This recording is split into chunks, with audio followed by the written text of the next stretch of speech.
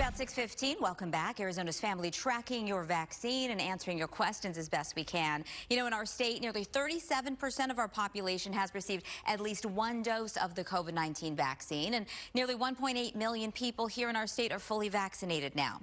So as we start to maybe make some summer plans, there are a lot of questions, lots of confusion about vacations, what's safe to do, what's not safe to do once you are in that vaccinated status. So joining us this morning to give some guidance, and he always gives a smile and helps us be our healthiest best self, Dr. Ken Redcross. He's joining us live from New York. Doctor, it is great to see you and to see you smiling.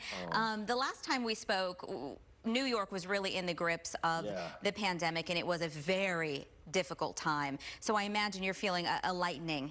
Oh, definitely, Olivia. Thank you for having me on. Look, guys, we're coming out of that darkness, so we are seeing brighter days. But as we're starting to want to get back to regular life, Olivia, we just need to make sure that we're being very smart and being really careful, because we still are seeing a little bit of a surge.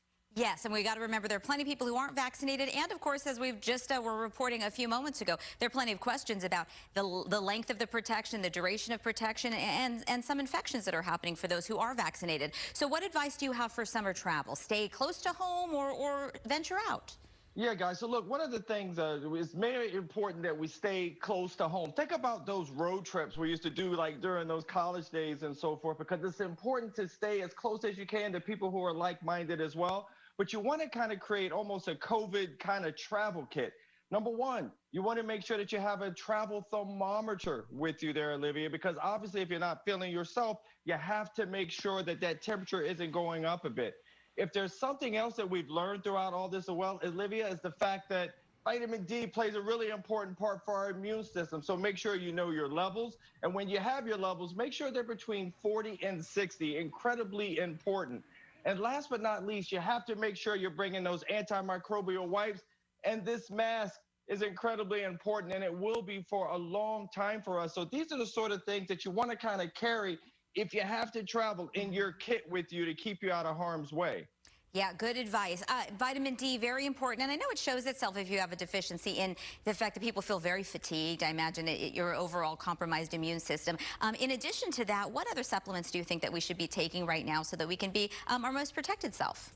Now, so we know that vitamin D is that base, but don't forget about magnesium, everyone. Magnesium is important for that molecule we all learned in health class called ATP, to make sure that we're staying strong. Look, you need magnesium for your heartbeat, and our heartbeat's over 100,000 times a day, so it's important. And magnesium with vitamin D have this beautiful interplay that's really important during this time of year when we want to make sure that our immune system is robust and ready to go, Olivia, especially as we're trying to get back to normal life.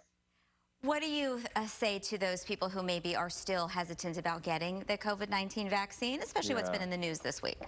Look, guys, I know it's still very, very tough and very hard to come around, but I'll tell you this.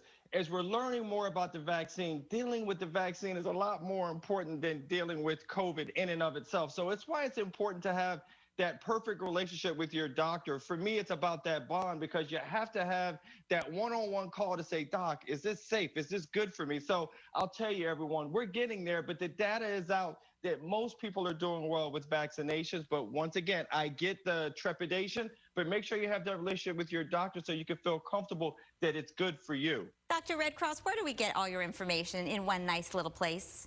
Oh, guys, so feel free. My website, Dr. Ken Redcross. And please say hello on any of the social media platforms. I truly mean that. Stay well, Arizona. You too. Always great to see you. Thank you. You too.